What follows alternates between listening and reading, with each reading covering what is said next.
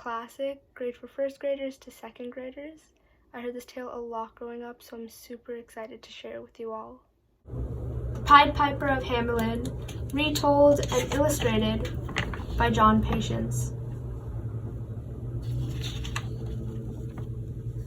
Long ago, the pretty little town of Hamelin in Germany suffered from a terrible plague of vermin. The town was overrun by huge rats. They scuttled over the tiled rooftops, infested cellars, and found their way into every larder in the town. They ate their way through barrels of apples, devoured cheeses by the dozen, and gobbled up the grain which the townsfolk had stored up for the winter. The rats were bold as brass and feared no one. They stole the food from tables, fought with the dogs and cats, and bit the babies in their cradles. Naturally, the people of Hamelin did everything they could to get rid of the pests. They smoked them out of their holes and put poison down for them, but it was all to no avail. Every day that passed, the rats increased in number, growing fatter as the people grew thinner. All day and all night, Hamelin was filled with the deafening noise of the rats squealing and gnawing, so that there was not 40 winks of sleep to be had in the whole town. At last, the townsfolk could stand it no longer. They marched in a great crowd to the town hall and demanded angrily that the mayor and his council should do something about the vermin. But what could they do? The mayor and the councilors were afraid of the angry mob and of losing their jobs. They loved their beautiful, fur-lined cloaks, their gold chains, and the feeling of importance which these things gave them.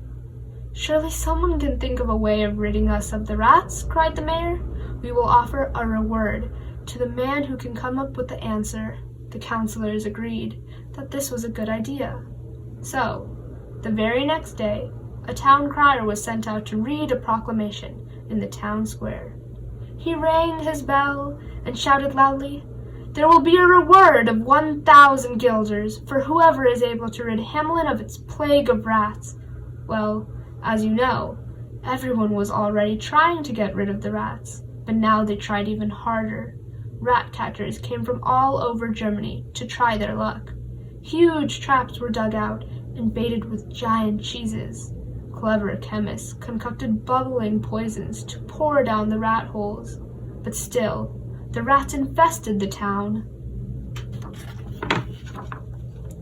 The people of Hamelin soon began to complain again. "What use are our mayor and councilors in fine robes if they cannot rid us of the rats?" they wailed. Once more they marched to the town hall and beat upon the door. Inside, the mayor and his council shook with fear. Suddenly, a great gust of wind blew through the hall, swirling around the marble pillars, and in the middle of it appeared a tall, thin stranger. He was dressed in a most peculiar fashion, half in red and half in yellow. In his cap he wore a peacock feather. A mysterious smile played upon his lips. His eyes twinkled with a strange light, and in his hand he carried a long, thin pipe. "Who are you?" exclaimed the startled mayor. "People call me the Pied Piper," answered the stranger. "I have come from halfway round the world to solve your problem and claim the reward. By means of my magic pipe, I can rid Hamelin of its rats. No creature upon the earth can resist my music." The mayor welcomed him warmly and begged him to begin his work at once, promising him not 1,000 guilders, but 100,000 if he succeeded. The Pied Piper stepped out into the streets and began to play his music, dancing off lightly over the cobblestones. Then the rats began to appear, pouring like a squealing tide out of the houses. Large rats, small rats, young rats, old rats, following the piper as though their lives depended on it.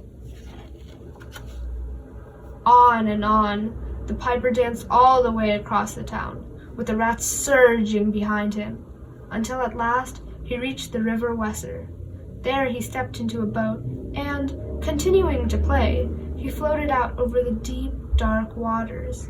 After him came the rats. Pushing blindly to the river's edge, they threw themselves in. All through the night, the piper's music could be heard, accompanied by the terrible sounds of splashing and squealing, until by sunrise, every last rat in Hamelin had been drowned.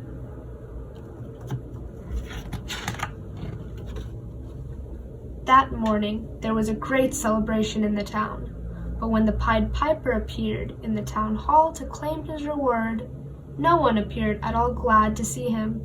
1,000 guilders, laughed the mayor. That was merely a joke. Come, take 50. 1,000 guilders, you promised, shouted the Pied Piper angrily.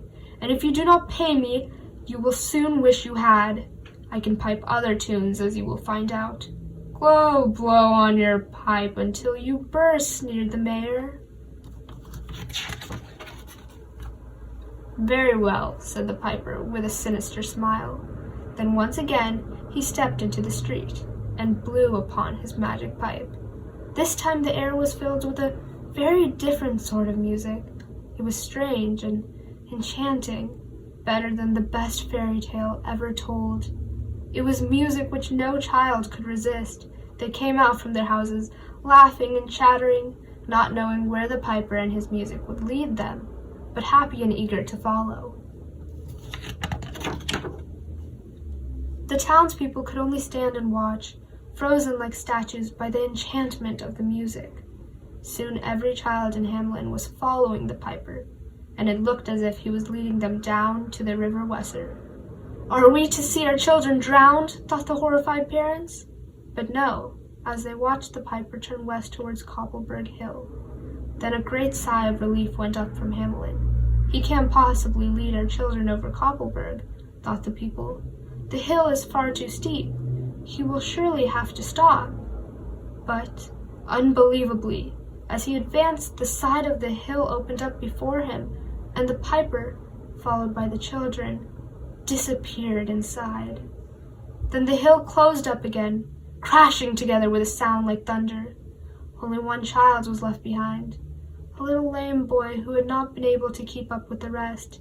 He returned home, sad and disappointed, knowing that he would never see the enchanted land the music had promised to lead him to. Without the children, Hamelin was a quiet, unhappy place for many years afterwards. The mayor and his council were chased out of the town, and a warning was carved on a stone by Koppelberg Hill that a promise once made should always be kept, especially if it is made to a piper dressed in red and yellow. That's the end of the story, guys. I hope you enjoyed it.